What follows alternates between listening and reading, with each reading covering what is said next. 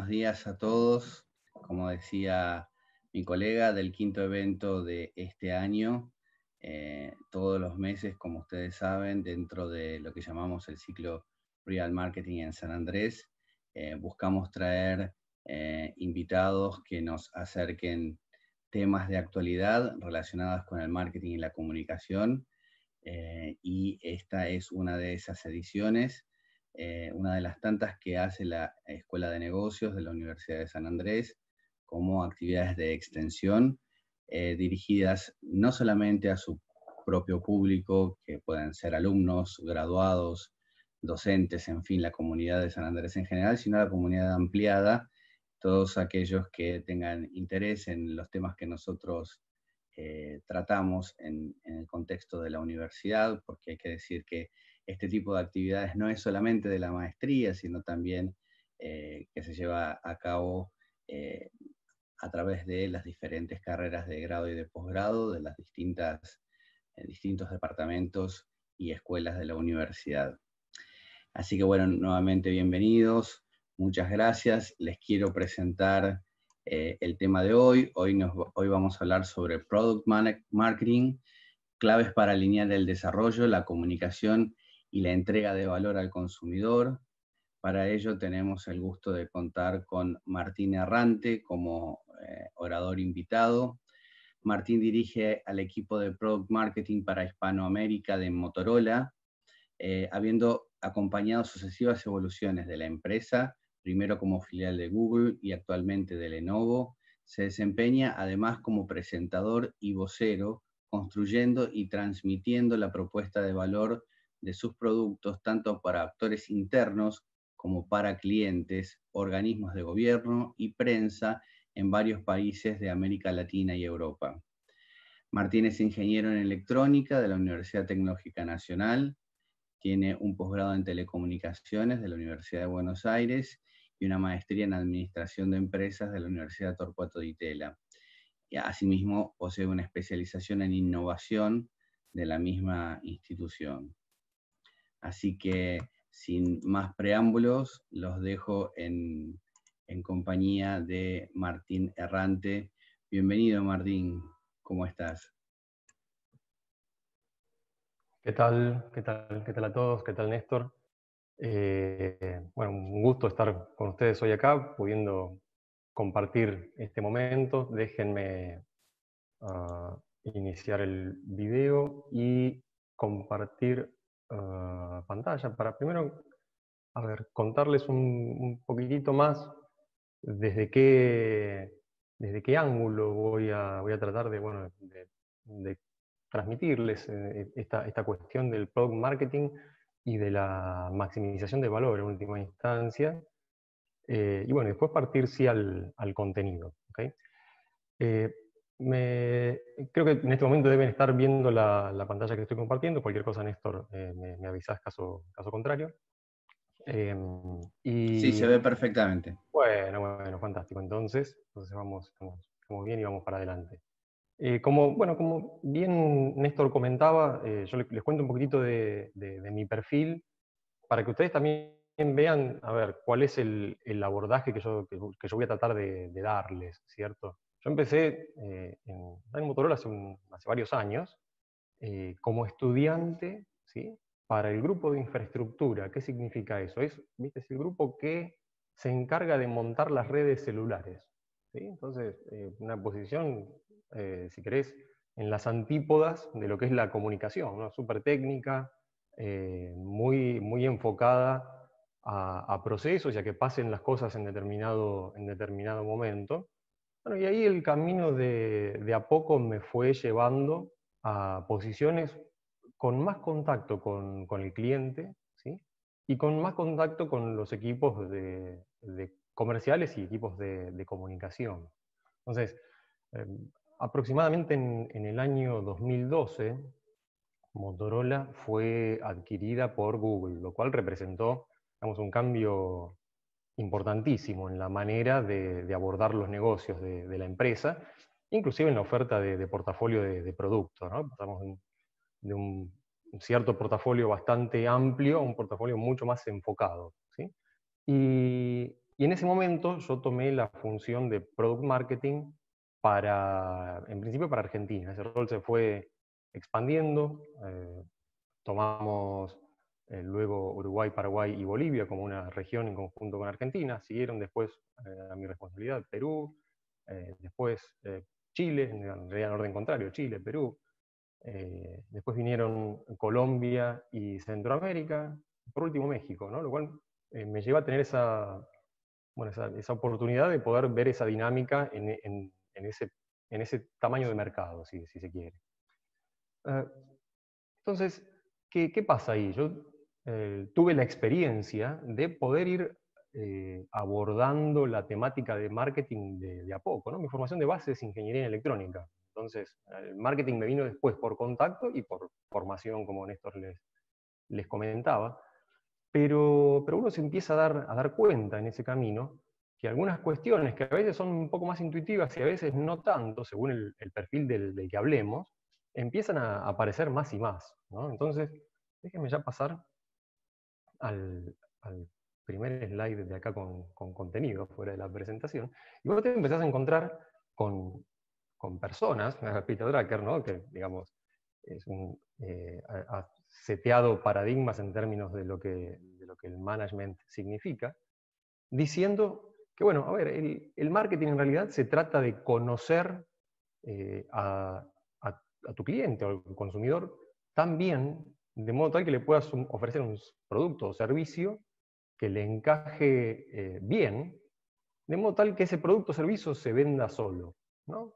A ver, en principio parecería bastante ambicioso, pero aparentemente la cosa viene por ese lado, ¿no?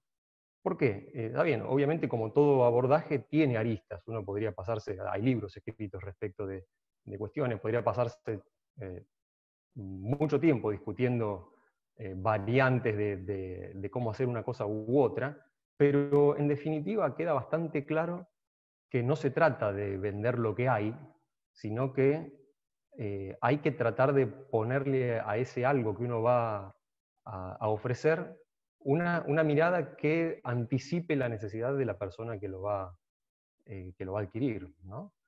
Eh, por lo menos eso como mirada sostenible. De corto plazo, bueno, vos podés elegir vender lo que hay eventualmente, pero eso no es sostenible en el tiempo, ¿no? Entonces, para que eso sea sostenible, seguramente el consumidor, el usuario de ese producto, tiene que estar en el foco de la conversación, ¿sí? Entonces, uno avanza en empezar a tener contacto con esta disciplina, que es la de comunicar los valores que uno tiene para ofrecer en términos de un producto o de un servicio, y te seguís encontrando con gente que dice, ok, mira, vos podés vender, ¿viste?, lo que quieras, podés tratar de comunicar y de sobrevender lo que quieras, pero la verdad que el buen marketing, y lo dice Ogilvy, ¿no?, que fue el fundador si no la más importante, una de las agencias más importantes de marketing a nivel mundial, lo único que hace una buena campaña de marketing es que si el producto es malo, falle más rápido, ¿no? Entonces, wow, te deja un poco pensando en términos de qué es lo que hay que hacer, ¿no? Hay que simplemente salir a comunicar o hay que darle una vueltita más a ese tema. Y de hecho, a ver, si uno sale y simplemente promete cosas que después el producto termina no cumpliendo, eso termina siendo devastador no solo para el producto, sino en el largo plazo para la marca, ¿sí? Y uno se sigue encontrando todavía en el día de hoy, y voy a hablarles un pequeño momento de esta cita que trae Elon Musk, ¿no? Elon Musk es, si se quiere, una de las personas más asociadas a productos con vista de futuro, ¿no? El fundador de Tesla, de SpaceX, ¿no? Los autos autónomos, los viajes al espacio, que en algún momento se van a hacer realidad, digamos, esto no es para nada ciencia ficción, ¿no? Ustedes lo saben. Y te sigue diciendo una persona con esa mirada de futuro, te sigue diciendo más o menos lo mismo, ¿no? Que una compañía importante se va a construir en base a un buen producto, ¿sí? Entonces, evidentemente, atrás de esto algo hay, ¿no? Y yo decidí o elegí poner justamente esta cita de Elon Musk al final, porque es lo que, y por el perfil de la persona, es lo que nos acerca un poco más al próximo paso que a mí me gustaría dar con ustedes, que es eh, revisar un poquitito el contexto en el cual nosotros somos llamados a tratar de comunicar el valor de nuestros productos y a tratar de maximizar ese valor de nuestros productos. ¿Sí? Entonces, eh, el contenido de esta charla va a ir en torno de poder ver un poco cuál es esa dinámica actual en la que necesitamos desenvolvernos y en la que necesitamos llevar adelante este desafío. ¿Cuáles son los puntos claves de acción sobre los que tenemos oportunidad de actuar y sobre los que deberíamos enfocarnos en el día a día, ¿no? Como un continuo?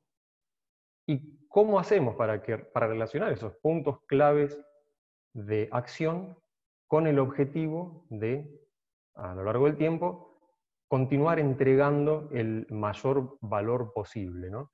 Y acá me detengo un segundito, porque hablar de entregar valor, para que no sea apenas una frase hecha, una cosa que suene tal vez medio vacía, se trata de mantener a nuestra propuesta relevante, ¿no? Que lo que nosotros tenemos para dar o para contar sea de interés de nuestro público, ¿no? Si no hay interés, no hay nada. Parece, viste, a veces la palabra interés estuviese un poco peyorizada, ¿no? Bueno, haces esto por interés, pero caramba, si no hay interés en lo que está ocurriendo, bueno, todo lo demás se cae, ¿no?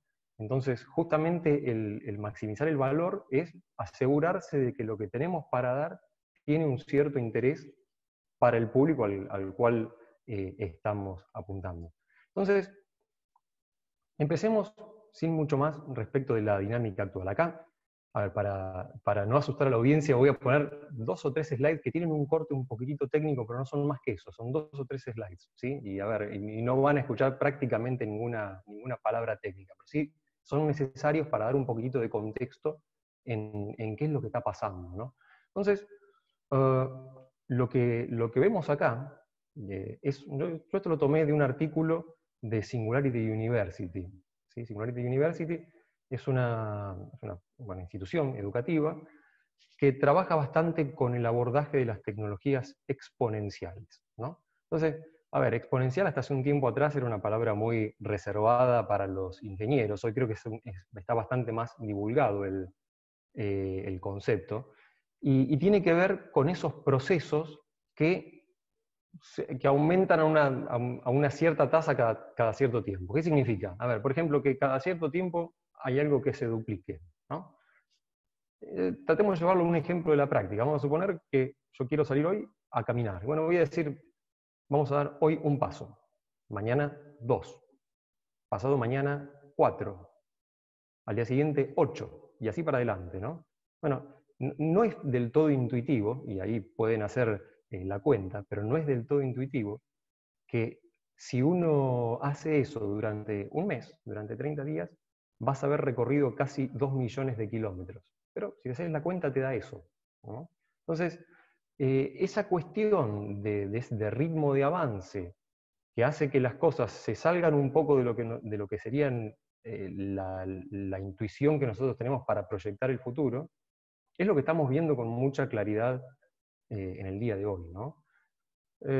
Los gráficos que aparecen acá, arriba a la derecha, hablan de, básicamente, a ver, de almacenamiento de datos, de ancho de banda en Internet, de capacidad de codificar el ADN humano. Entonces, a ver, cómo eso a lo largo del tiempo fue, ven como el eje vertical es siempre por 10, por 100, por 1000, entonces como que va creciendo muy rápidamente a lo largo del tiempo. Pero hay una persona, hay un autor que se llama Ray Kurzweil, que lo que descubrió a través de levantar una serie de estudios es el gráfico que está abajo a la izquierda, y es que eso pasó desde siempre. Lo que pasa es que bueno, nosotros no teníamos la capacidad de observarlo, ¿no? Pero es como que los eventos relevantes a lo largo de toda la historia se fueron dando cada vez de manera más próxima, ¿no? Entonces, esa exponencialidad de alguna manera siempre existió en el progreso de la existencia, Y en este momento está bastante en evidencia en lo que es la tecnología, ¿sí? Entonces, todo esto hace que realmente todo está pasando muy rápido, ¿no? Este gráfico seguramente muchos de ustedes lo hayan visto. A ver, los que tienen relación, los que ya en este momento tengan relación con el marketing seguramente lo han visto. Yo elegí de cualquier manera ponerlo, porque la verdad que es bastante representativo en términos de entender qué es lo que pasa en 60 segundos apenas en la vida online, ¿no? Apenas en Internet. Entonces, a ver, uno pensar que en 60 segundos se gastan aproximadamente $1.000.000 en compras online, que se ven aproximadamente 700.000 horas de video, ¿no? La sumatoria de las personas que están viendo videos en esos 60 segundos. O que intercambiás casi 42 millones de mensajes de texto en las plataformas a las que estamos nosotros más habituados, que son WhatsApp o Facebook Messenger, o incluso en WeChat, que es la que aparece arriba un poquitito hacia la derecha, que se usa más en países asiáticos y que lleva más o menos 20 millones de textos en 60 segundos, o 188 millones de correos electrónicos en 60 segundos, todo eso pasando a la vez, ¿no? Entonces, claramente, el flujo de información que existe y cómo eso va predisponiendo a cambios de hábito, a cambios de consumo, a cambios de decisión, a cambios de humor, etcétera, etcétera, etcétera, pasa de esa manera y cada vez más rápido.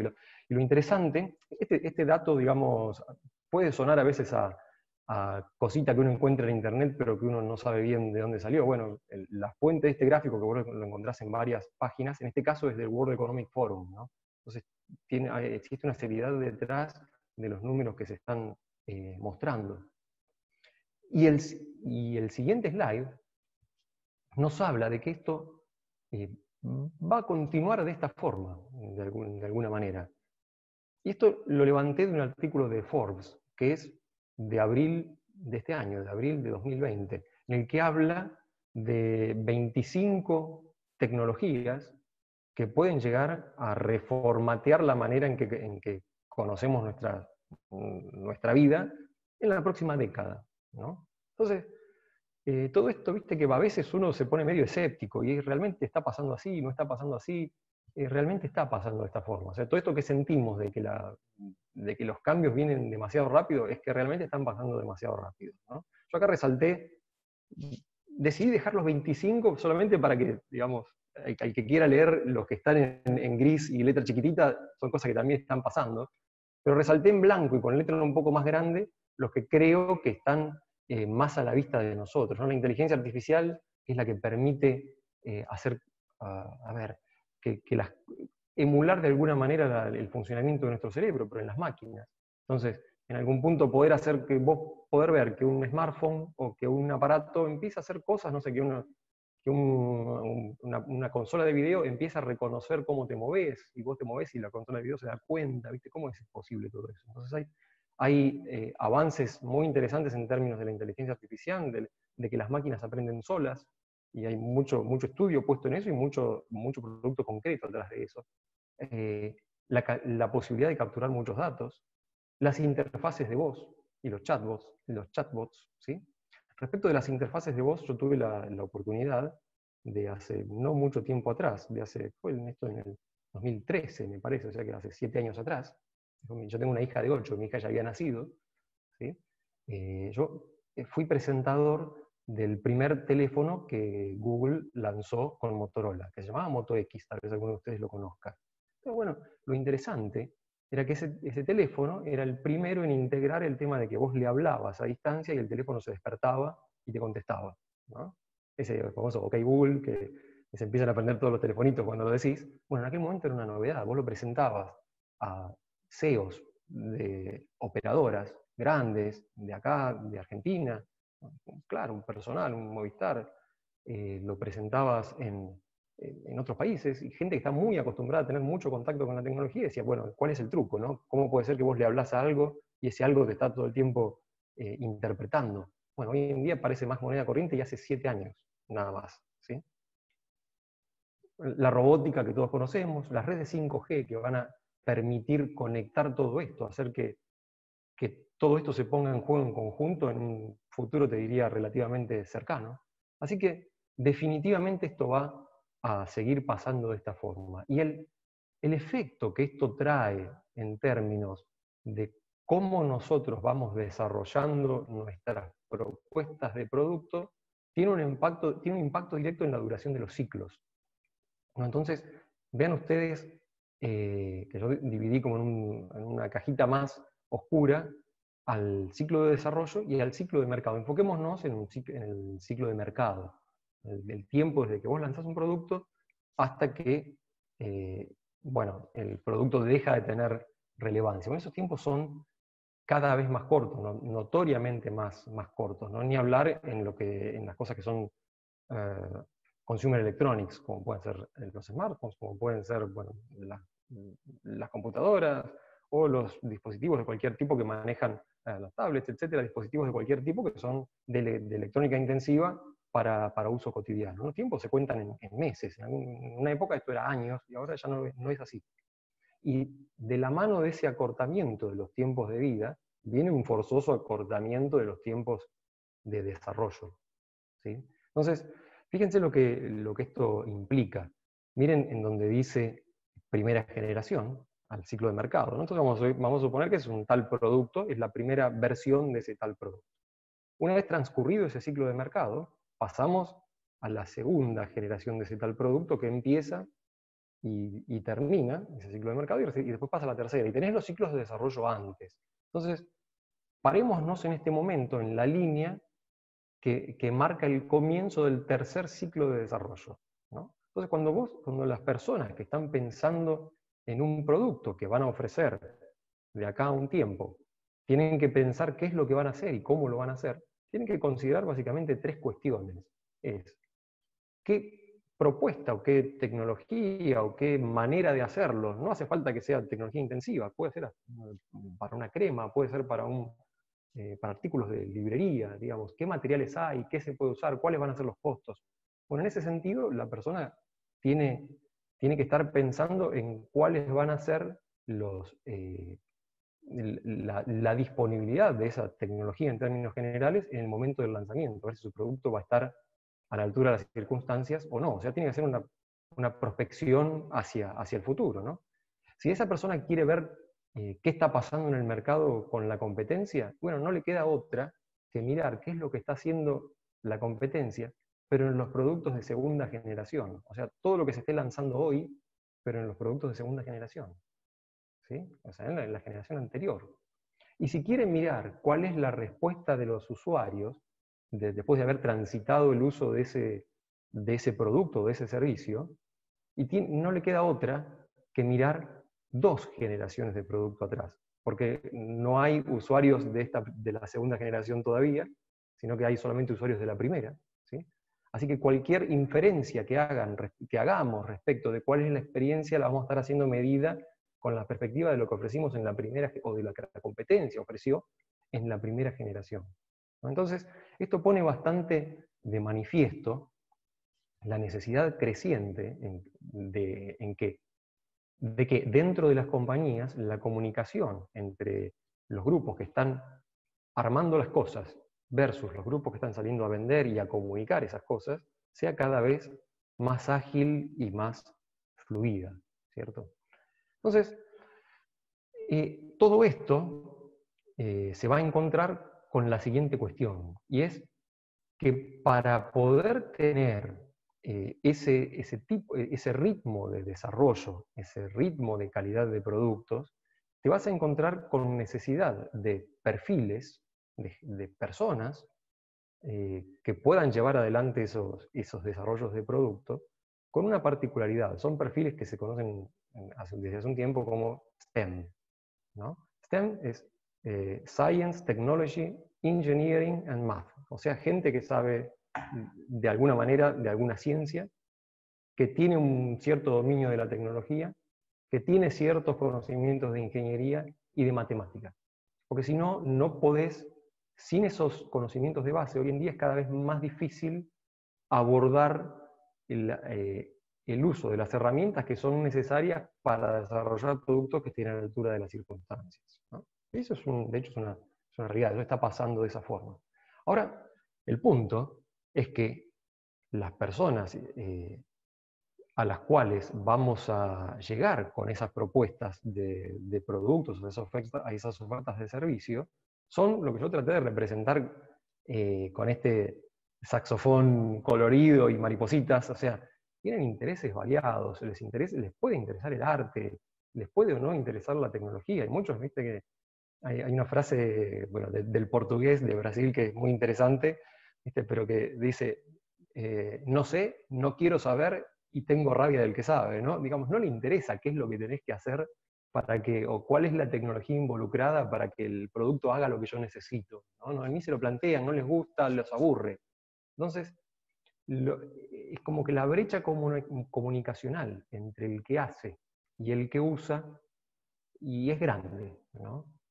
Entonces, mientras uno observa que todo eso está ocurriendo, te encontrás con gurús del marketing, gurús como los hay algunos, que te siguen diciendo, mirá, no salgas a buscarle clientes a tu producto, lo que tenés que hacer es encontrar productos para tu cliente, ¿no? Entonces, ¿cómo hace una empresa para abordar ese desafío? Bueno, normalmente vos tenés a dos grandes áreas dentro de cualquier empresa, que son las áreas de venta y las de marketing, que son las que están más en contacto con el consumidor. Y otra área, que es la que se encarga de poner en marcha ese producto o ese servicio que vamos a querer ofrecer, que son las áreas de producto, ¿no? Bueno, justamente el product marketing navega en el medio de esas aguas. Si se quiere, se puede decir que es una especie de traductor entre esos dos idiomas, ¿no? Tiene que hablar para un lado y hablar para el otro, ¿no? Porque entre sí, ambas puntas es como que es difícil que se entiendan así espontáneamente, ¿no? Entonces, si uno quisiera hacer una analogía respecto de esta función, y sería algo por el estilo como si fuese el maître en un restaurante, ¿no? Entonces, es esa persona que no está ni en la cocina ni en el salón, pero en realidad está en la cocina y en el salón. Va y viene, ¿no? Entonces ve qué está pasando con los clientes, habla un poquito con los clientes, entra a la cocina, habla un poquito con el chef, habla con los cocineros, para tratar de generar esa comunicación y para tratar de mantener ese alineamiento entre lo que está pasando en el lugar en donde la gente está disfrutando de nuestro producto y el lugar en donde se está haciendo, ¿sí? Entonces, desde ese punto de vista es que podemos empezar ahora a hablar de cuáles son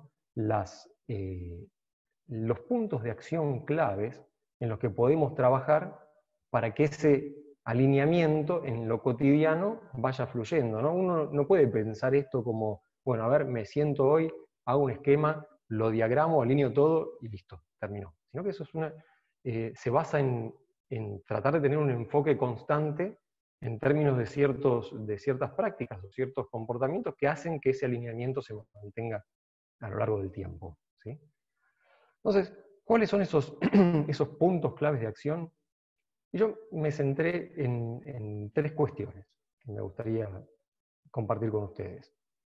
Punto número 1 es conocer al cliente. Y acá nosotros nos encontramos con un enfoque muy interesante, que es el que brinda Eric Rice. Eric Rice es el autor del libro The Lean Startup. Es un libro bastante interesante en términos de poder entender prácticas que se usan para las empresas que están naciendo, para poder lo que se llama a veces equivocarse rápido, o sea, tratar de probar productos a lo mínimo posible y adaptarlo lo más rápido posible a lo que la gente va a necesitar. Y lo que esta persona dice es, nosotros tenemos que entender qué es lo que la gente, los consumidores, la gente, realmente quiere. No simplemente prestar atención a lo que nos piden, a lo que dicen, y no simplemente creer que lo que nosotros creemos que es bueno para ellos, entonces va a ser bueno para ellos, ¿no? Sino que hay un esfuerzo a ser puesto en términos de de conocer cuál es esa necesidad intrínseca, ¿no? Que a veces ni una ni otra parte, ni el que hace el producto, ni el que lo va a usar, la tiene tan clara, ¿no? Entonces hay que ponerle una cierta energía en tratar de determinar cuál es esa necesidad intrínseca. Y este punto, si se quiere, no es nuevo, ¿no? Había una frase bastante conocida de Henry Ford que decía, bueno, si yo hubiese hecho lo que mis clientes pedían, lo que tenía que hacer era ponerle más caballos a la carroza, ¿no? Y no inventar un auto. Entonces, es una cuestión que intuitivamente viene de bastante larga data. El tema de tratar de uno avisorar cuáles son esas necesidades y cómo uno va a poder ofrecer valor.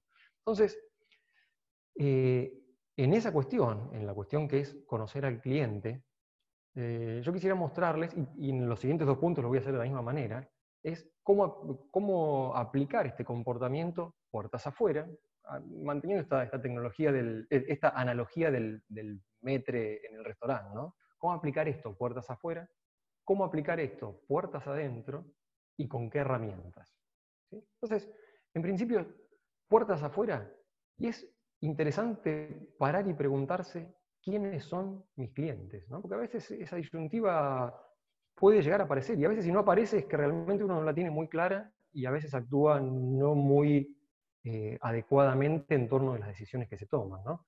Porque en muchos negocios se da que los canales de distribución a ver, los socios de distribución tienen una relevancia bastante importante. De hecho, son los que deciden la compra, ¿no?, de un tal producto, y en un punto tienen necesidades en torno de ese tal producto y que las ponen en evidencia, ¿no? Y que si vos no las atendés o no las atendés del todo o las atendés en cierto grado, de alguna forma condicionan la disponibilidad de ese producto hacia lo que es el cliente final, ¿no? Entonces, claramente el cliente final, el que lo va a usar, tiene una relevancia indudable, una preponderancia indudable, pero en muchos casos, los canales o las entidades que intermedian en ese producto, y bueno, sí, son mis clientes, tienen necesidades a atender y hay que sopesarlas, ¿no? Normalmente los socios de canal, los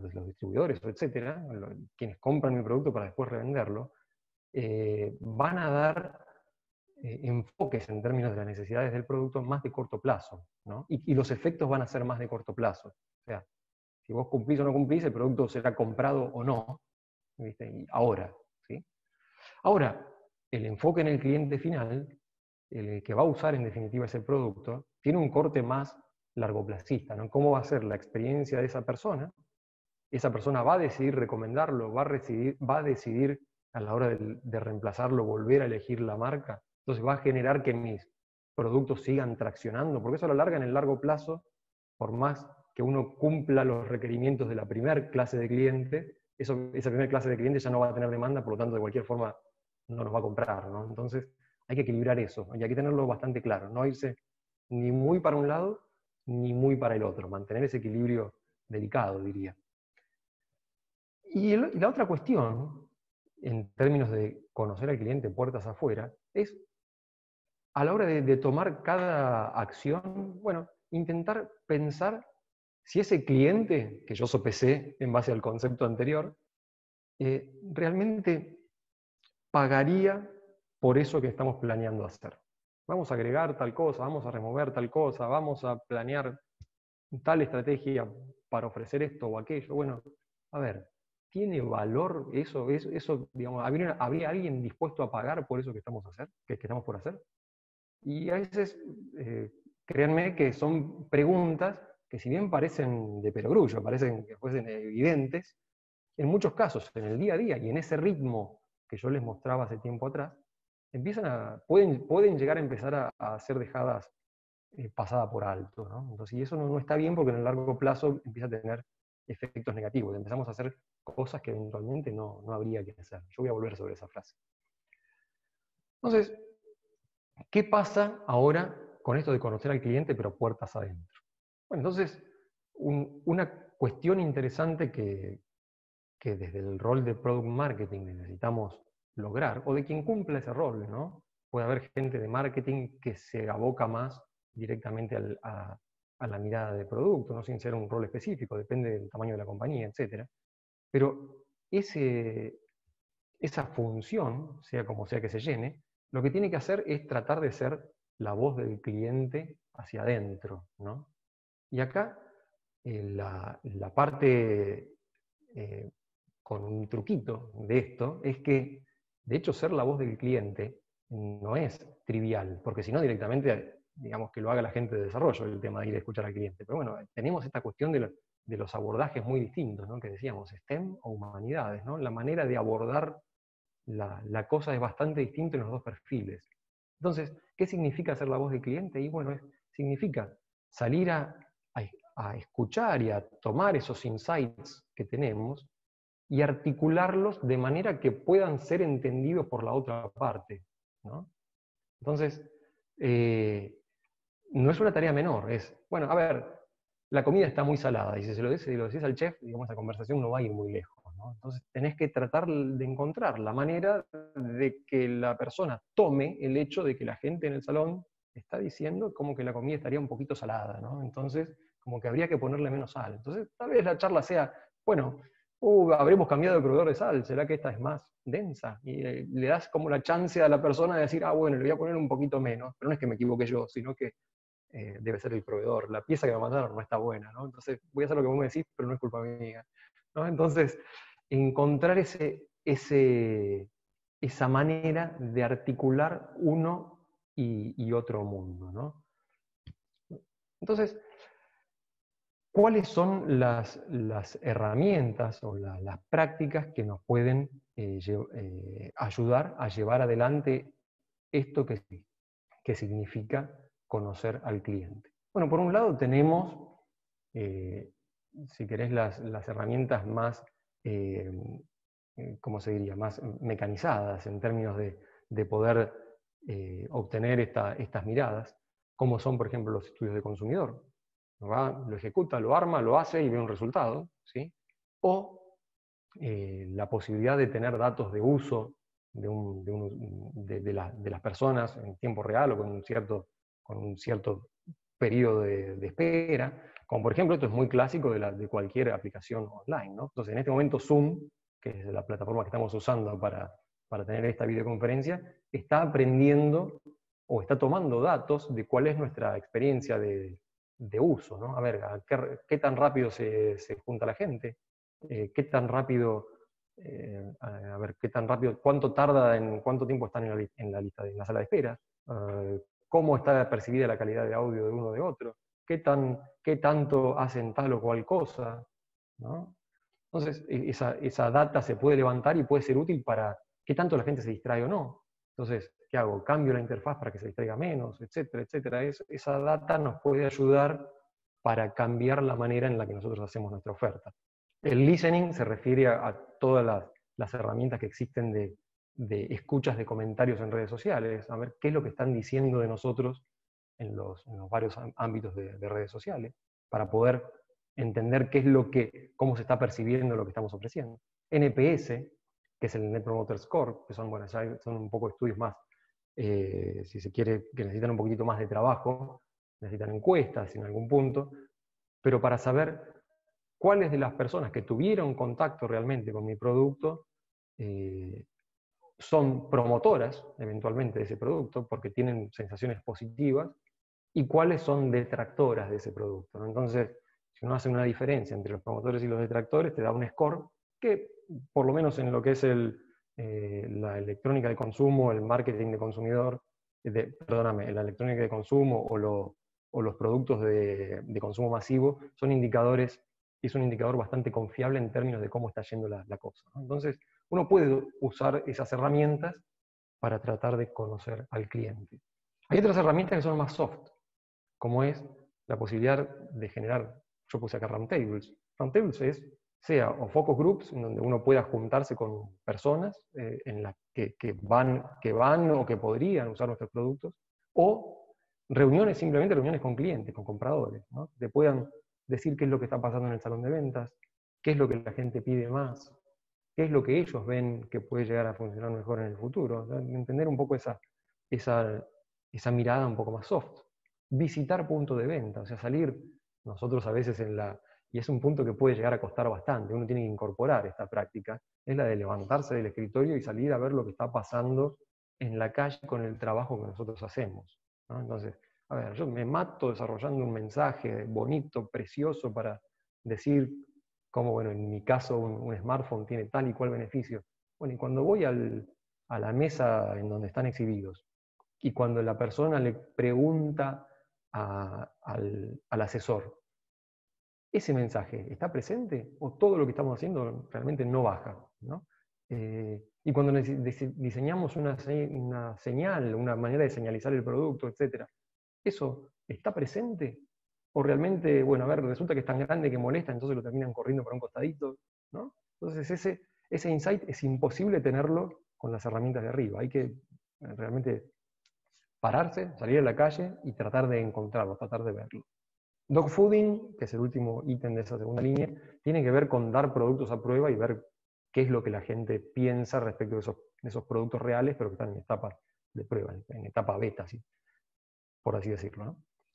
Y por último, todos esos insights, tratar de convertirlos de una manera adecuada en información que la empresa puede usar para empezar a dirigir la manera en que comunica, como son los MRDs, o los PRDs, que son Product Requirements, los MR son Marketing Requirements, que de alguna forma indican, señalizan el camino respecto de qué es lo que vamos a querer comunicar, porque es lo que la gente necesita respecto de un tal producto, y cuáles son los requisitos que ese tal producto tiene que tener para que vos puedas comunicar lo que necesitas comunicar, ¿no? Es una cadenita. Lo que es interesante verla en sus etapas, para uno no confundirse, ¿no? ¿Cuáles son los requisitos? Los PR, los Product Requirements, Definitions, que vas a necesitar para que puedas cumplir con esos Marketing Requirement Definitions, para que puedas comunicar lo que la persona necesita adquirir, ¿no? Entonces, es por ahí que viene la cosa en términos de ganar esta intimidad con el cliente, ¿no? El segundo punto tiene que ver con integrar en el contexto a la oferta que nosotros estamos haciendo, ¿no? Esta oferta de servicio u oferta de producto que vamos a querer hacer, tenemos que hacerla no solamente respecto de la necesidad que el cliente pueda tener, sino también que tiene que tener obviamente en consideración el contexto de lo que está pasando, ¿no? Y ahí esto te va a poder permitir tomar decisiones de hacer o no hacer, ¿no? Entonces, esta cita de Peter Drucker me parece que, ¿viste? Peter Drucker, de hecho, se destacó, dio insights de marketing muy interesantes, pero su punto de destacarse en su actuación fue realmente la disciplina de management, ¿no? Entonces, la decisión de tomar un camino o tomar otro camino, ¿no? Entonces, el poder obtener la mirada y la templanza de decidir qué cosas, en qué momento uno tiene que hacer o no hacer. No hay nada más inútil, dice esta frase, que hacer con mucha eficiencia aquello que en realidad no debería estar siendo hecho en absoluto, ¿cierto? Entonces, esa toma de decisión solamente se puede conseguir si uno integra el contexto a nuestra oferta. Entonces, ¿qué significa integrar el contexto puertas afuera? Bueno, significa poder entender el ecosistema en el cual se va a mover el producto que nosotros vamos a ofrecer, ¿no? Poder entender qué es lo que está haciendo la competencia, qué es lo que está ofreciendo, para dónde está tomando rumbo la competencia en términos de la solución de tal problemática que nuestro producto pretende resolver o del beneficio que nuestro producto pretende dar. Y obviamente, ¿qué pasa con los aspectos normativos y con los aspectos regulatorios? Entonces, a ver, ecosistema, yo les doy un ejemplo.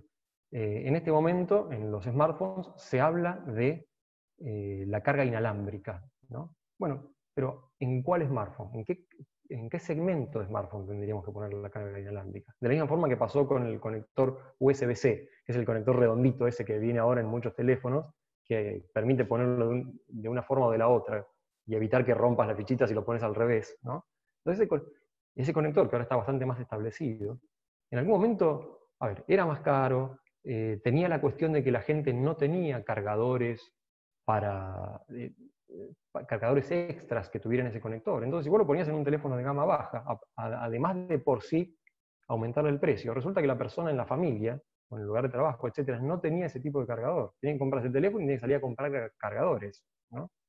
Por lo tanto, por más ventaja que el sistema tenga, no es el momento de hacerlo. Tenés que sembrar desde arriba hasta que en unos años, como ya pasó en este momento, como ya está pasando en este momento, y mucha gente tiene esos cargadores extra con la fichita redondita que la puedes poner de un lado o baladita, de hecho.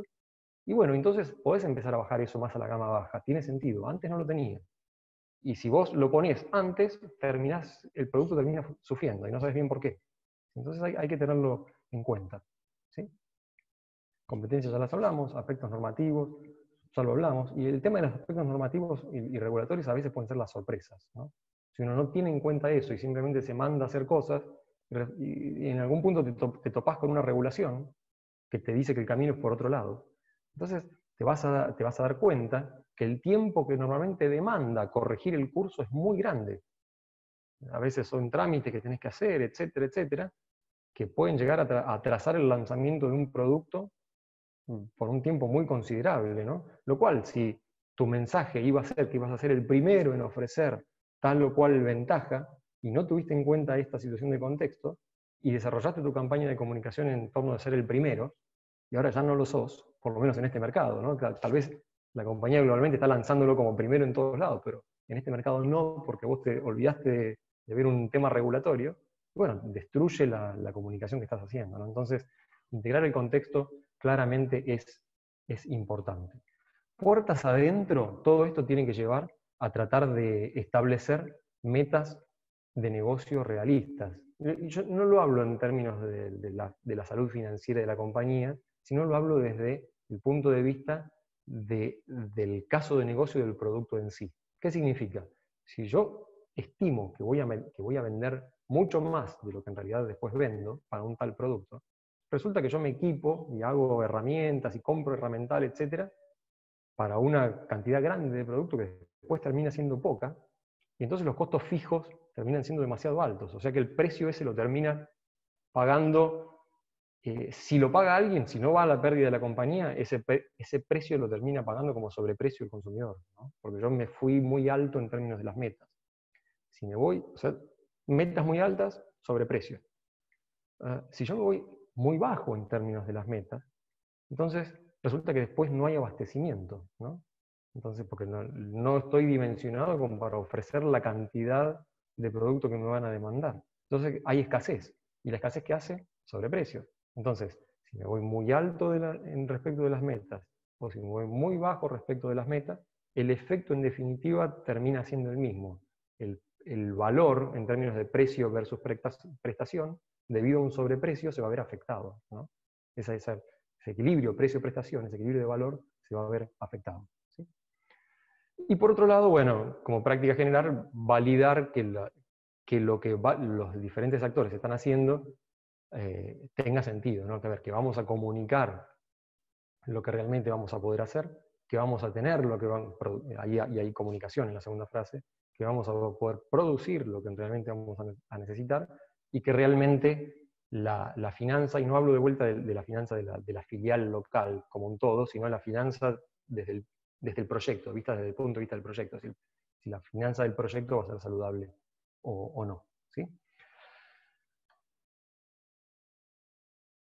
Herramientas para esto son indicadores de tamaño, indicadores de participación en el mercado, análisis competitivo, o sea, qué características, qué diferenciales, qué disponibilidad y qué precio va a haber en el momento de que nosotros vamos a llevar ese producto adelante en el mercado. ¿Okay? Business case, ese BC, es un business case, o sea, es el caso de negocio, tiene que ver con costo, precio, volumen, margen, y eso es lo que te va a permitir comparar o a plantear escenarios comparativos de cómo sería ese caso de negocio si yo hago tal cosa en el producto o si hago tal otra. ¿Sí? Entonces, Si yo hago esto, aumenta el volumen, baja el margen. Si yo hago aquello otro, si ofrezco de esta otra forma, tal vez aumenta el margen, pero baja el volumen. Entonces, ¿cómo tomamos esas decisiones, ¿no? Volumen es, en definitiva, participación de mercado, y es capacidad de es una herramienta para divulgar la marca, el volumen de producto en el mercado, ¿no? Es interesante notar ese punto. A veces las decisiones de que haya mucho producto tienen el efecto colateral positivo, a costa del margen, ¿no? Tienen el efecto colateral positivo de que es comunicación. Si el producto es bueno y mucha gente lo usa, bueno, la marca empieza a ganar tracción, ¿sí? Y todo esto se alinea con lo que se denomina a veces sesiones de Current Working View.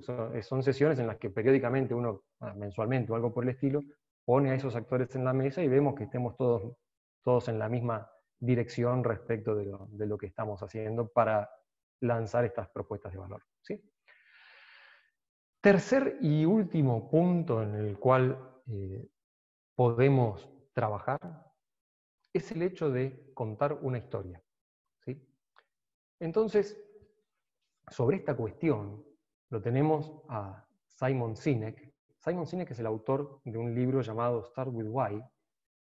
Este libro es bastante reconocido en términos de prácticas de storytelling, de contar historias para el liderazgo, ¿no? De cómo vos hacés para inspirar liderazgo en gente, en equipos de trabajo, ¿no? Pero se aplica perfectamente también en cómo inspirar los mensajes que nosotros vamos a usar para comunicar nuestros productos, ¿no? Entonces, el punto que esta persona sostiene, y que desde mi mirada es muy acertado, es vos tenés que empezar por contar por qué vas a hacer lo que vas a hacer, ¿no? ¿Qué sentido tiene hacer lo que vas a hacer?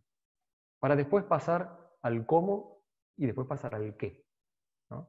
Entonces, yo voy a ofrecer un producto que resuelve tal cosa, o que provee tal valor esencial, ¿no? Que luego se va a traducir en cómo lo vas a hacer, bueno, a través de esto, de aquello, y ese qué es lo que te lo provee, es justamente el nombre de mi producto, ¿no? Pero viene después. El producto que resuelve eso es el tercer paso de la cuestión. Lo primero es encontrar ese alineamiento con el por qué. ¿Por qué eso sería relevante para esa persona, ¿no? Yo mencioné la palabra relevante al principio de la charla. ¿Por qué eso sería relevante para esa persona? Entonces, y contar una historia es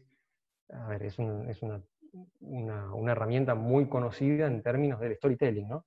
En términos de la capacidad que tiene de comunicar entre personas de intereses muy diversos, ¿no? Esa técnica permite entrar en contacto a personas de miradas muy diversas de una misma cosa, ¿no? Entonces, ¿qué significa o para qué se usa mantener una historia consistente de producto puertas adentro? Y bueno, punto número uno es generar confianza interna en el producto que estamos ofreciendo.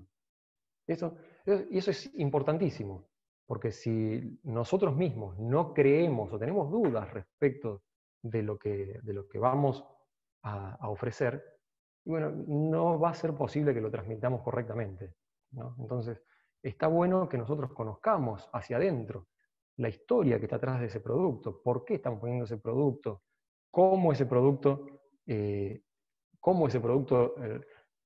puede llevar a la práctica ese por qué. Entonces, eso es lo que nos va a ayudar a realmente pararnos con confianza, a salir y ofrecerlo y comunicarlo sabiendo que vamos a ser consistentes con lo que estamos diciendo, ¿no? Por otro lado, eso va a generar va a servir de guía para ir armando ese mensaje a lo largo del camino, juntando argumentos positivos y desactivando rumores. Ese mensaje no es que una persona se sienta a la mañana y entonces lo arma y ya está, sino que es un mensaje vivo. Vos empezás con una mirada, pero ese mensaje va creciendo y se va perfeccionando a lo largo del desarrollo de esa propuesta de valor, ¿no? Entonces, te vas a encontrar, con algunos casos, algunos rumores que si uno no los puede detectar a tiempo y no puede percibirlos como cosas que no están realmente relacionadas con lo que nosotros pensamos con la propuesta de valor, entonces eso crece y termina matando la propuesta de valor real, ¿no? Por ahí cosas que realmente no son funcionalidades útiles y por lo tanto no están priorizadas y por lo tanto se tratan de esa manera. Entonces no es algo que vas a encontrar en esa sección, un desarrollo increíble, una experiencia increíble, es de segunda clase. Vos encontrás a alguien que habla de ese punto y si no sos capaz de hacerle ver a ese alguien que en realidad eso no es prioridad para el mensaje del producto, entonces eso va a crecer y puede llegar a matar al resto, ¿no? Entonces eso es importante tenerlo claro a lo largo de todo momento. Y por otro lado, lo que decía al principio, mantener esa historia compartida, que todos hablemos de lo mismo, facilita muchísimo la comunicación entre las diferentes áreas, ¿no? Porque vos vas a hablar de esos puntos básicos. A ver, si yo te tengo que hablar del funcionamiento de por qué arreglar o no alguna cuestión de la cámara de un teléfono, y más que convencerte de ver si la cámara anda bien o mal, voy a empezar por decirte qué es lo que la gente casi más usa de un teléfono, ¿no? Entonces, después charlamos, digamos, si tenés tiempo o no, qué cosas tenés que dejar de hacer, pero eso hay que arreglarlo. No hay mucha cuestión. No importa si lo hiciste bien, si lo hiciste mal, si el componente... Está bien, eso lo charlamos después, pero es una prioridad, ¿no? Entonces, ayuda a poner en el mismo orden a áreas muy diferentes, ¿no? O a miradas muy diferentes de la cosa. Puertas afuera, o sea, cómo nosotros transmitimos estos mensajes hacia... una vez que traspasamos el límite de nuestro ámbito, es punto número uno, y yo creo que es lo más importante que yo pude adquirir en varios entrenamientos de presentaciones o en entrenamientos de abordaje con prensa y etcétera, y es, si yo tuviese que resumir todo eso en una sola frase, yo te diría, no existe el off the record, porque eso tracciona un montón de comportamientos, ¿no? Entonces, ¿qué significa? Cuando vos vas a abordar en cualquier ámbito una charla en la que tu producto aparezca, esa charla no puede ser una charla improvisada. Vos tenés que saber en qué consiste tu producto. No podés estar haciendo suposiciones o haciendo chistes sobre el producto, porque eso de alguna forma, o viste, no, bueno, ya lo vamos a arreglar, en realidad no sabés si eso es importante o no, porque eso en definitiva va a traer efectos que después uno no puede saber bien de dónde vinieron, pero seguramente muy positivos no van a ser, ¿no? Entonces uno siempre tiene que estar consciente de que cualquier intervención que uno haga respecto de lo que tenga que ver con el producto tiene un efecto, ¿no? Y no hay off the record, no hay, bueno, esto te lo digo así, bueno, después lo veo, no hay.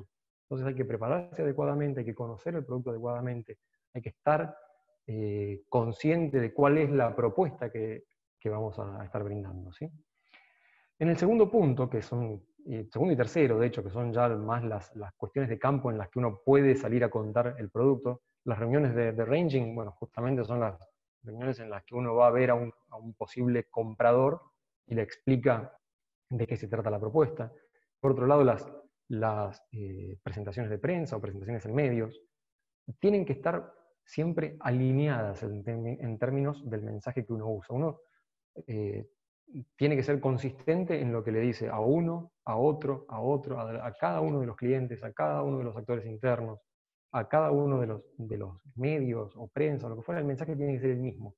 Tenemos que hacer un esfuerzo grande en que esa historia sea consistente para que el consumidor escuche lo mismo desde cualquier lugar que reciba esa notificación, ¿no? O esa información. Y en definitiva, si hicimos las cosas bien, cuando adquiera el producto y vea que eso mismo que escuchó desde varios lugares es lo que realmente el producto ofrece, entonces es la cuestión que va a disparar que su confianza hacia la marca crezca, ¿sí? ¿Cuáles son las herramientas que podemos usar para esto?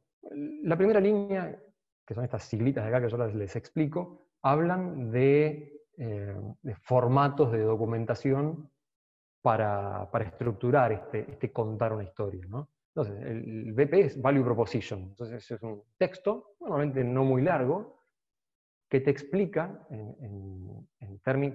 para consumo luego de los diferentes actores de marketing de la compañía, te explica cuál es este va a ser el producto que ofrece la experiencia tal porque aquello y aquello y aquello, ¿no? Es el que explica cuál va a ser la propuesta que nosotros vamos a darle a nuestros clientes para ese producto. La siguiente sigla, Key Selling Points, son justamente los puntos claves, los argumentos claves de venta, las 3 o 4 cositas claves, que son las que sustentan a ese value proposition que hicimos antes. Entonces, este es el producto que va a ofrecer tal experiencia porque tiene tal cosa, ofrece tal otra cosa y ofrece tal otra cosa. Entonces, el hecho de ofrecer bien esas 3 cosas de manera clara hace que la experiencia que estamos diciendo que tiene sea posible, ¿no? Y el último, KPIs, es el que nexa, el que vincula a los primeros 2, que son más de corte de comunicacional y de ventas, con el área de desarrollo, que son los Key Performance Indicators, ¿no? A ver, si este producto es el que ofrece la mejor experiencia de cámara porque tiene, porque permite tomar fotos en baja luz, permite grabar videos de altísima resolución y, bueno, el tercer punto que sea, ¿no? ¿Cómo hago yo para que la frase permite tomar excelentes fotos en baja luz pueda ser medida por un ingeniero en el grupo de desarrollo?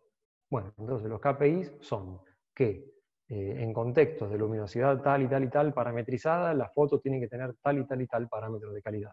Y ahí vos lo tenés a todos los ingenieros trabajando en que esos KPIs ocurran. Y si fuimos buenos en traducir esos Key Selling Points en KPIs, entonces el hecho de que los KPIs se cumplan va a significar que el Key Selling Point, o sea que el argumento clave de venta va a estar presente y por lo tanto la propuesta de valor que estamos diciendo que vamos a dar realmente va a ser así, ¿no? Pasando a lo segundo, hablaría de cómo se estructura el mensaje que uno quiere dar en términos de un producto. Y básicamente, creo que lo interesante acá es tener en cuenta un concepto que creó Burson. Burson fue una persona súper destacada en el ámbito de la comunicación con medios, ¿no? Y el manejo de crisis, etc. Pero bueno, fue hasta hace muy poquitito una de las agencias de prensa, ahora cambió de nombre, pero más reconocidas a nivel mundial. Entonces, cuando vos tenés que dar un mensaje, ¿cómo lo estructurás? Bueno, está ese mensaje, lo que llamamos arriba Value Proposition, está ese mensaje paraguas, que es el techito de esa casa de los mensajes, y hay 3 columnas, 3 pilares, que son los que sustentan al techito de esa casa, ¿no? A ese mensaje principal. Entonces, ponerlo en términos muy concretos y muy concisos es clave para después poder desarrollar esa historia de lo que el producto quiere ofrecer, ¿sí? El elevator pitch es poder articular ese mensaje de manera corta para que en un periodo cortito de tiempo podamos transmitirlo de manera natural. Y el último punto, el index, son los materiales de apoyo, las presentaciones, incluso las muestras que podamos tener, que tienen que estar bien preparadas de antemano para que en los momentos en los que podamos tener esos contactos con clientes, la experiencia de demostración sea buena, ¿no? Que nos permitan realmente vender ese mensaje que nosotros queremos pasar, ¿sí? La última cuestión, sesiones de Murderboard, es un punto que yo considero súper interesante y a veces muy descuidado en términos de las prácticas que uno tiene que tener para contar una buena historia. Este Murderboard es un concepto que, por lo que yo pude saber, tiene medio origen en el ámbito militar, y tiene que ver con sesiones de preparación para conversaciones muy difíciles, ¿no? Entonces, ¿en qué consiste? Y bueno, tu auditorio no es un auditorio que simplemente se sienta a escucharte, sino que es un auditorio que se siente, pues pueden ser las mismas personas de tu empresa, obviamente, pero se sientan a escucharte con la consigna de que tienen que hacerte las preguntas más difíciles posibles para lograr de que vos la pases lo peor posible, vos como presentador la pases lo peor posible, con el objetivo de que tengas la oportunidad de para la próxima vez y eventualmente ante un escenario real, puedas haber refinado tu mensaje para ser lo más claro posible a la hora de decirlo, ¿no? Entonces, ¿por qué digo que a veces este punto es descuidado? Yo les comentaba, el storytelling no se desarrolla, no te sentás una mañana, lo haces y así como es queda, sino que se va armando a lo largo del tiempo, se va perfeccionando a lo largo del tiempo. Bueno, muchas veces esas instancias en las que uno se sienta a conversar sobre el producto, sobre todo puertas adentro, están un poquito empañadas por la cuestión de, pero no tenés toda la información, entonces, pero bueno, pero ¿cómo es entonces? Me estás contando esto, pero es contradictorio con aquello. Entonces, bueno, por un lado se genera un malestar como que del lado de la audiencia te estoy haciendo perder el tiempo, y del lado del presentador, vergüenza, ¿no? Porque la verdad que están esperando otra cosa que yo no estoy pudiendo dar. Y en realidad se pasó por alto, se soslayó la cuestión de que ese es el proceso normal a través del cual uno puede obtener buenos mensajes. Entonces, uno tiene que tener incorporada puertas adentro esta herramienta para poder hacer que las historias que contemos una vez que atravesemos las puertas hacia afuera tengan la claridad, la consistencia, la elegancia mayor que se pueda, ¿no? Y que ayuden a que justamente nuestro mensaje sea sólido y sea contundente, ¿sí?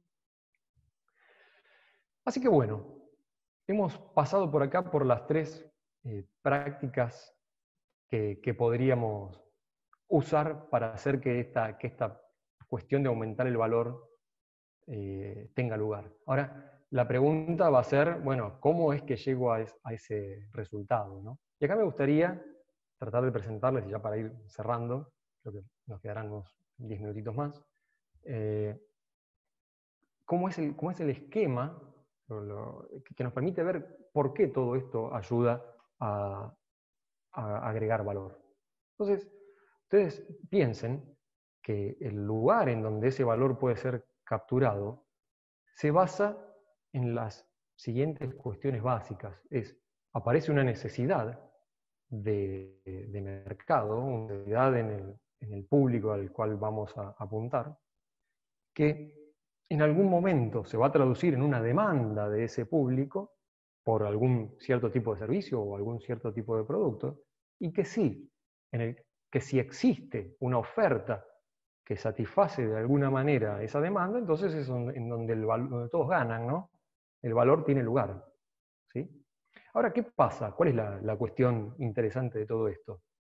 La cuestión interesante de todo esto es que esas tres cuestiones nunca están perfectamente alineadas, nunca, ¿no? Entonces, nuestro trabajo es, de vuelta el abordaje que Product Marketing intenta en ese punto, es el de tratar de mantener lo más alineada posible esa cuestión, ¿sí? Entonces, ahí si ustedes recuerdan a la primera cita que yo les mencioné de Eric Rice respecto de de conocer al cliente, y era que nosotros tenemos que conocer qué es lo que el cliente necesita, no lo que él dice que necesita, ni lo que nosotros creemos que necesita, ¿no? Entonces, si nosotros hacemos carne esa cuestión, vamos a tratar de empezar a entender realmente cuál es esa necesidad de mercado intrínseca que existe, ¿no? Y cuando entendamos esa necesidad de mercado intrínseca, vamos a poder ver que justamente la demanda no es exactamente esa necesidad, no demanda, el cliente no demanda exactamente eso, y lo que nosotros podemos ofrecer no es exactamente eso. Entonces hay puntos en esta intersección que son puntos de interés, en donde entra en juego esa segunda cuestión que yo les comentaba, y que es no hay cosa más inútil que tratar de hacer de manera eficiente, como decía Peter Drucker, aquello que no debería estar siendo hecho en lo absoluto, ¿no? Entonces, esa frase te invita a la priorización de lo que uno está haciendo. Y cuando uno se pone a priorizar, aparece casi evidente la siguiente cuestión. Lo que yo ofrezco, ¿no? El punto de abajo, que es lo que pertenece a mi oferta, pero que no corresponde ni a la demanda, ni a la necesidad del mercado, entonces eso lo tengo que dejar de hacer de manera urgente, porque estoy tirando la plata. En realidad no la estoy tirando yo, se la estoy haciendo tirar a mi cliente, ¿no? Entonces, esos son los puntos que una vez identificados, hay que dejarlos de hacer lo antes que sea posible, ¿sí? ¿Qué pasa? Vamos a encontrar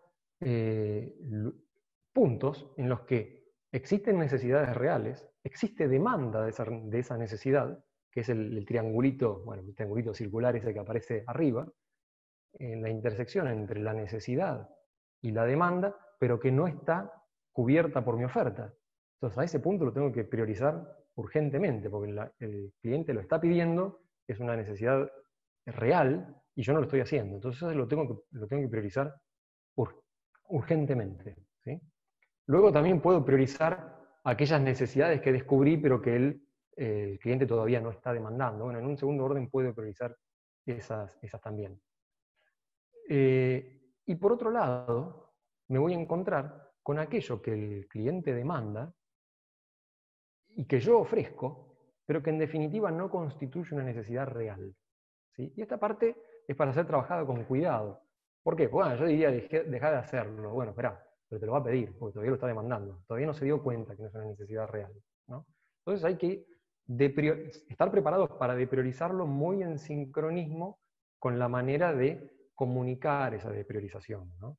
Si hacemos bien eso, entonces esa depriorización acertada de las cosas que el cliente demanda, pero que no son relevantes, son una ventaja competitiva importante, ¿no? Si vos podés dejar de invertir antes que tu competencia en algo que en definitiva no le va a producir impacto a tu cliente en la experiencia, y se lo podés contar bien eso a tu cliente, entonces podés tener una ventaja competitiva, ¿no?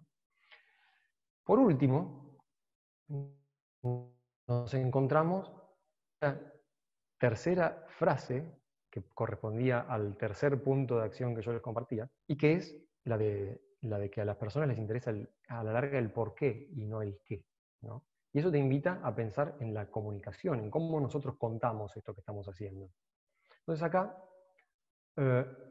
lo que vamos a encontrar es qué es lo que podemos hacer con estas cuestiones que el cliente demanda, pero que nosotros no hacemos y que realmente no constituyen una necesidad. Entonces tenemos que ser buenos en transmitirle a nuestro cliente que en realidad ese punto que piden no les sirve. Entonces no sería interesante que invirtamos ni el dinero ni yo esfuerzo en desarrollar esa cuestión que a la larga no le va a traer un beneficio.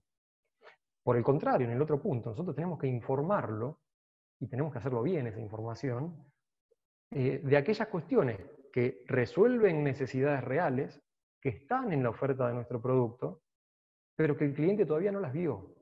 Entonces, decirle, mira, yo esto que vos me pedís, pero que en realidad no responde a una necesidad real, o sea, no se lo vas a decir obviamente en ese wording, ¿no? Pero esto que vos pedís en realidad no produciría tanto beneficio. Por el contrario, lo que yo estoy haciendo es esta intersección entre la oferta y la necesidad, pero que no está demandado. Lo que yo estoy haciendo sí te provee tal, cual y cual beneficio concreto. No estoy haciendo eso que me pedís, porque me parece que el beneficio que te produce a la larga no va a ser tanto, pero sí estoy haciendo esto otro. Entonces, nosotros podemos ir haciendo migrar la demanda hacia nuestra oferta, ¿no? Entonces, realmente, si a esas tres cuestiones las ponemos a trabajar de manera eficiente y en conjunto, nos vamos a encontrar con que realmente pudimos hacer, fíjense que el circulito grueso de la necesidad no se movió de su lugar, ¿no? Los que se movieron son nosotros dos. Pudimos hacer que nuestra oferta se adecúe mejor hacia la necesidad y que la demanda se vaya moviendo mejor hacia lo que es la oferta y la necesidad, ¿sí? Entendiendo que el punto de intersección de las tres cosas es lo que realmente es un valor, ¿sí? Y esa es nuestra manera de, a través de priorizar o depriorizar cosas en el producto y comunicar beneficios y cosas que no son, y hacer ver cosas que no son tan relevantes, o sea, de cómo desarrollar y de cómo comunicar, nosotros podemos a lo largo del tiempo ir ampliando o manteniendo relevante justamente nuestra propuesta de valor. Así que bueno, gente, he hablado, a ver, 1 hora y 1/4 prácticamente. Era lo que tenía para contarles. Obviamente traté de resumir en un tiempo chiquitito una serie de contenidos de libros y una cierta experiencia. Espero que les haya servido y que les haya sido útil. Y bueno, obviamente acá yo les dejo mi contacto a disposición para lo que quieran conversar. ¿sí? Excelente, Martín. Sí, muy interesante y de hecho tenemos muchas preguntas en el chat que se fueron acumulando a lo largo de tu presentación para, para írtelas pasando. Bueno, vamos. Me pareció muy, muy interesante, muy, muy importante. A veces uno dice cosas, como bien vos lo mencionabas, que parecen como verdades de perogrullo, como por ejemplo el concepto clave de primero está la necesidad del cliente y es al cliente al cual tenemos que nosotros ajustarnos y no al revés, digamos, ¿no? Pero esto que muchas veces, o que hablado de esta forma, lo entendemos como que es lógico y que es evidente, no necesariamente siempre, siempre así sucede, ¿verdad?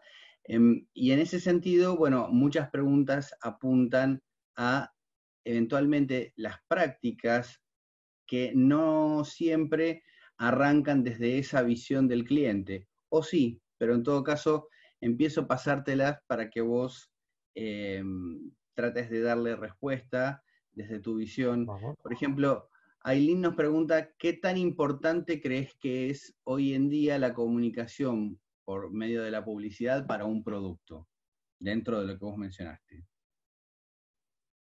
A ver, yo creo que uno no puede, ¿viste? Hay una frase incluso bíblica, ¿no? No se puede amar lo que uno no conoce, ¿no? Entonces, la comunicación desde ese punto de vista es hiper relevante. Si la persona no sabe, si la tercera persona no sabe lo que tenemos para ofrecer, bueno, debería ser una casualidad muy grande que nos lo venga a pedir, ¿no?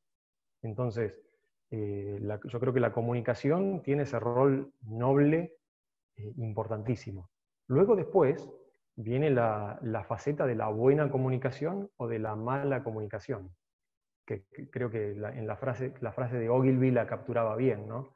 Yo puedo, y te lo voy a pasar a un lenguaje más llano, que a veces es el lenguaje que uno escucha entre las jergas más que miran más a cliente, como son ventas y marketing, y las jergas más de desarrollo, ¿no? Entonces, los de desarrollo dicen, bueno, vos estás vendiendo humo, ¿no?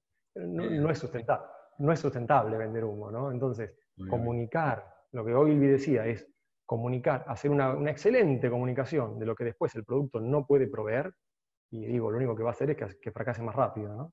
Así que la comunicación es buena, per se, hay que hacerla bien. Perfecto. Patricia pregunta, ¿cuál sería la diferenciación en el mercado de telefonía celular, siendo que las pautas publicitarias son bastante similares, ofreciendo básicamente lo mismo? Bueno, a ver, es una pregunta interesante porque realmente es muy desafiante en los momentos en que cierta industria empieza a ser más masiva, ¿no? Como es por ejemplo la industria móvil, en los tiempos de hoy, ¿no? No fue siempre así, pero en los tiempos de hoy. Y bueno, empieza a ser desafiante tratar de no generarle confusión al consumidor, ¿no? Entonces, a ver, te puedo hablar del caso particular de Motorola. Nosotros manejamos básicamente tres familias de productos. La más exitosa de las tres familias es Moto G, ¿no? Que después tiene sus versiones de Moto G. Pero bueno, Moto G, el mensaje de bajada que nosotros usamos internamente para después construir el mensaje hacia afuera es Premium for All, ¿no? Funcionalidades premium para todos. La Moto G tiene que ser, en definitiva, un producto en el cual vos puedas encontrar muy buenas prestaciones sin necesidad de dejar la billetera entera arriba del mostrador, ¿no?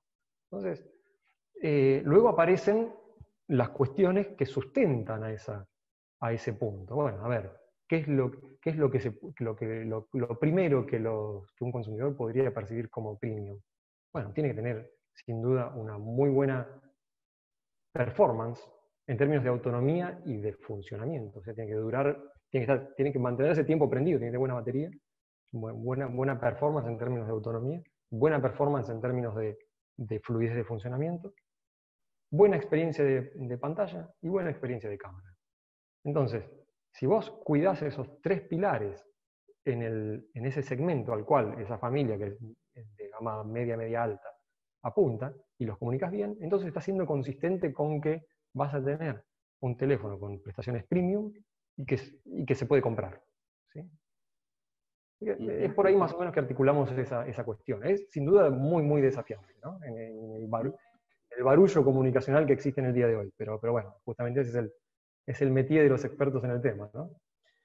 Hay una pregunta que se repite mucho y que la gente hace, que es si estos conceptos que vos aplicaste solamente valen para empresas grandes como Motorola, para la cual vos trabajás, o si esto es transversal a cualquier tipo de organización, sea empresa grande, pequeña, nacional, multinacional, emprendedores recién comenzando, etcétera. Bien, bien. A ver, déjame intentar una respuesta a esa cuestión. Obviamente las empresas grandes tienen muchísima estructura en términos de poner esta maquinaria en funcionamiento, ¿no? Entonces, te diría que son conceptos absolutamente necesarios para empresas grandes, porque de otra forma no me las imagino funcionando de otra forma, ¿no? O sea, no me las imagino no haciendo estudios de consumidor y tirar el producto y ver qué pasa, digamos, ¿no? Por las inversiones que hay en juego en el medio, etcétera, ¿no? Entonces es absolutamente necesario. Pero son conceptos que son, desde mi punto de vista, fundamentales tener en la cabeza, inclusive a la hora de emprender. Yo les cité una un quote, una cita, una frase de Eric Rice, ¿no? Que fue el autor del libro The Lean Startup, ¿no? Es una startup ágil, ¿no?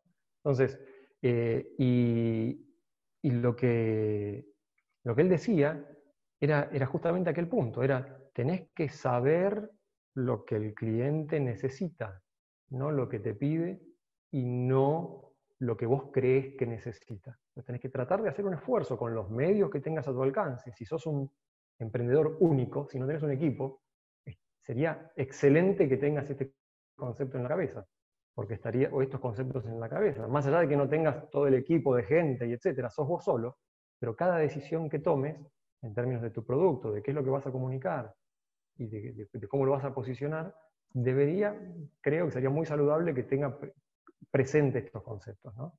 De cuál es la necesidad, para después empezar a abordar cómo lo vamos a armar y cómo lo vamos a comunicar en torno de esa necesidad que pudimos identificar. Excelente. Bueno, Martín, excelente. Muchísimas gracias por tu participación, muy valiosa. Fue muy interesante la charla, sobre todo teniendo en cuenta que la estás dando desde la experiencia de la primera persona, claramente la industria de las telecomunicaciones y en particular los dispositivos, con una industria que justamente avanza tan fuertemente con los consumidores todo el tiempo en una dinámica de mudanza de sus necesidades y de sus deseos, tener que estar allí presente a cada momento para ir haciendo esta interlocución entre los desarrolladores de producto y lo que el mercado va queriendo, es muy revelador el poder conseguir de alguien como vos, que lo haces, como decíamos recién, todos los días, el poder tener estos insights y estas claves respecto de cómo se trabaja, cómo lo hace una gran empresa, y muy interesante, claro, también el poder decir que independientemente de cuál sea nuestra industria y nuestro tamaño, este proceso que vos has mencionado tan detalladamente es válido para cualquiera de esos sectores o de esos tamaños de industria. Así que te agradecemos muchísimo tu presentación aquí. Fantástico, fantástico, un gran gusto, la verdad, de estar con ustedes. Muchas gracias a vos, muchas gracias a Motorola, que también nos acompañó apoyando este evento. Bueno, y finalmente yo les quisiera agradecer también a todos los que nos han visitado, que han participado de esta nueva edición de Real Marketing en San Andrés. Los invitamos a que estén atentos. Todos los meses hacemos uno de estos eventos y esperamos volverlos a ver más adelante.